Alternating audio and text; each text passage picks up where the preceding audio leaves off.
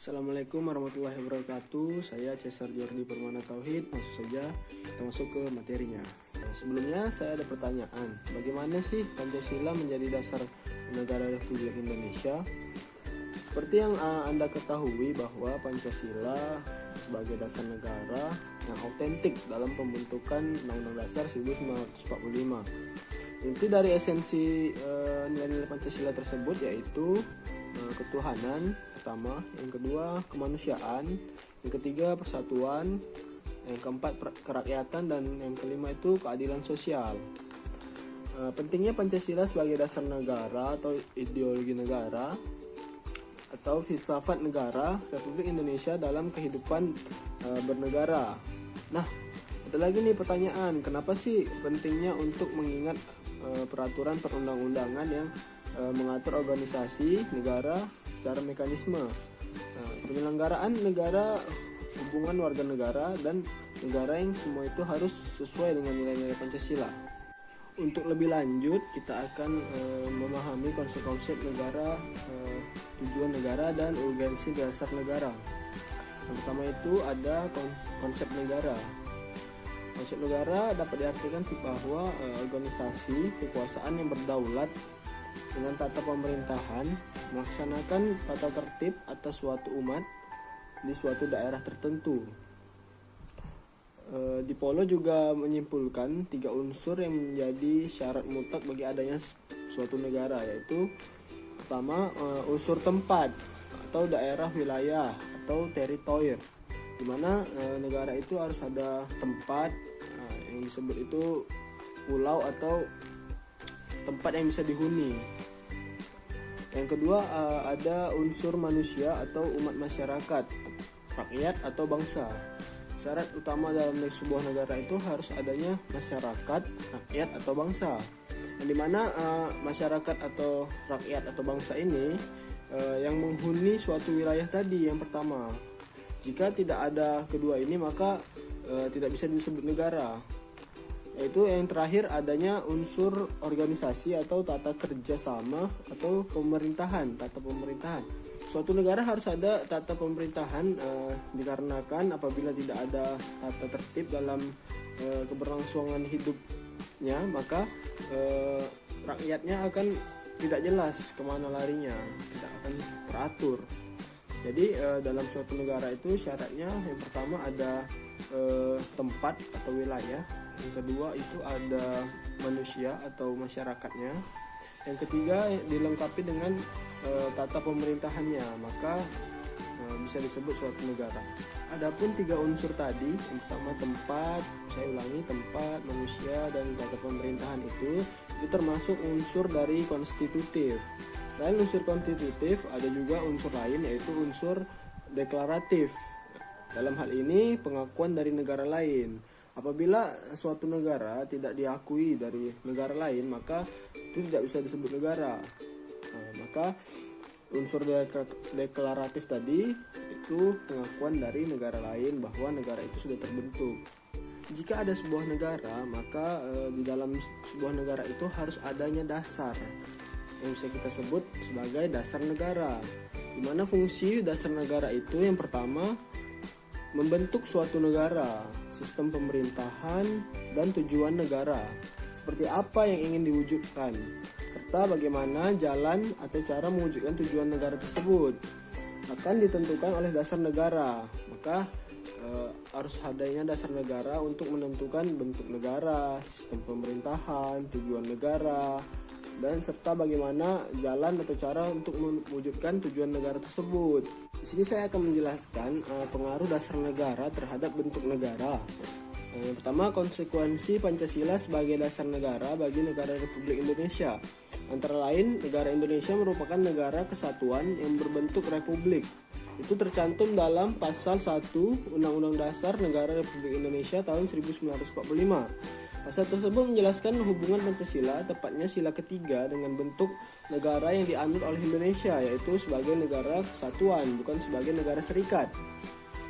Lebih lanjut, pasal tersebut menegaskan bahwa Indonesia menganut bentuk negara republik, bukan despot atau tuan rumah, atau absolutisme, pemerintahan yang sembenang-menang.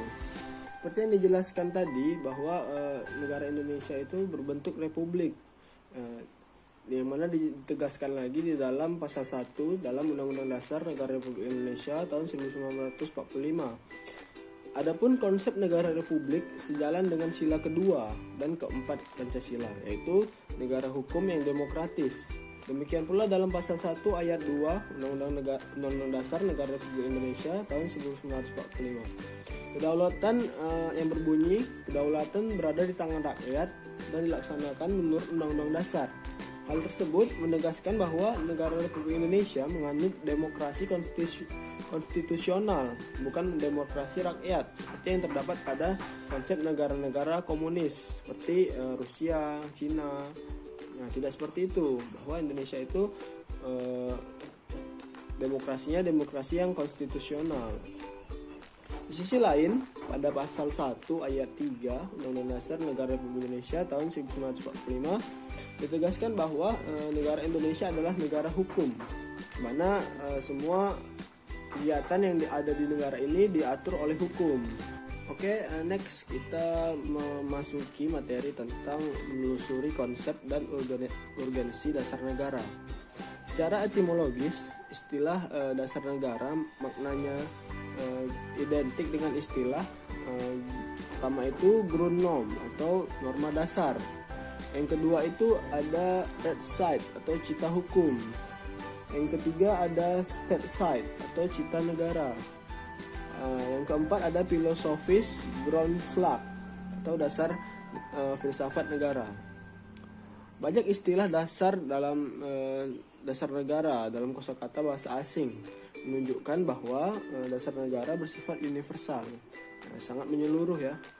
Dalam arti setiap negara memiliki dasar negara. Setiap dasar negara itu mempunyai dasar negaranya masing-masing. Yang terpenting dalam negara kita, negara Indonesia, menganut dasar negara yaitu dasar negara Pancasila.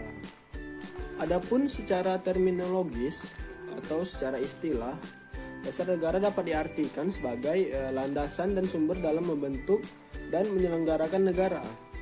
Dasar negara juga dapat diartikan sebagai sumber dari segala sumber hukum negara.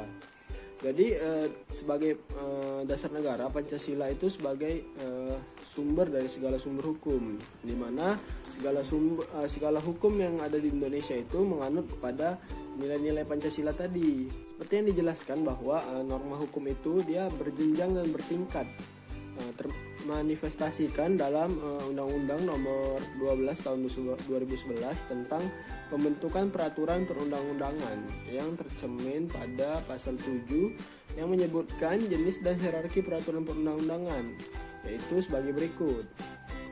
Yang pertama, Undang-Undang Dasar Negara Republik Indonesia tahun 1945, tahapan yang pertama yang paling atas.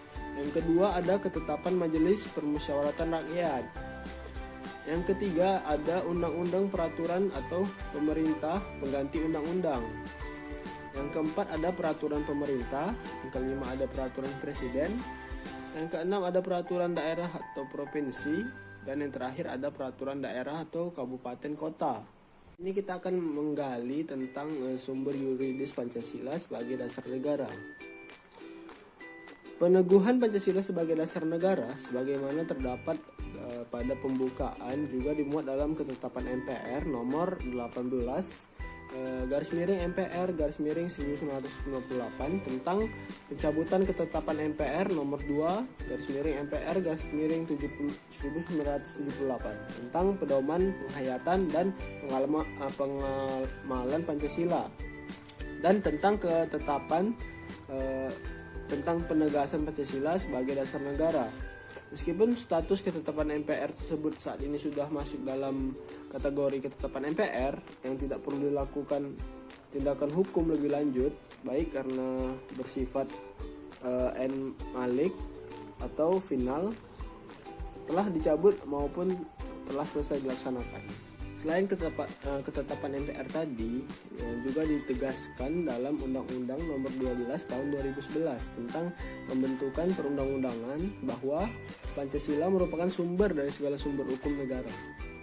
Penempatan Pancasila sebagai sumber dari segala sumber hukum negara, yaitu sesuai dengan pembukaan Undang-Undang Dasar Negara Republik Indonesia tahun 1945 bahwa Pancasila ditempatkan sebagai dasar dan ideologi negara serta sekaligus dasar filosofis bangsa dan negara, sehingga setiap materi muatan peraturan perundang-undangan tidak boleh bertentangan dengan nilai-nilai yang terkandung di dalam sila-sila Pancasila. Nilai-nilai apa saja? Yang pertama itu ada nilai ketuhanan, yang kedua ada nilai kemanusiaan, yang ketiga ada nilai kesatuan, yang keempat ada nilai permusyawaratan, dan yang kelima ada nilai keadilan. Jika bertentangan dari 5 ini, maka peraturan perundang-undangan tidak boleh disahkan. Baiklah, itu saja sedikit pemaparan materi dari bagaimana Pancasila menjadi dasar negara Republik Indonesia. Apabila ada kesalahan dalam pembuatan video ini atau ngomong yang saya kurang jelas, bisa dimaafkan. Wabillahi taufiq wal hidayah. Assalamualaikum warahmatullahi wabarakatuh.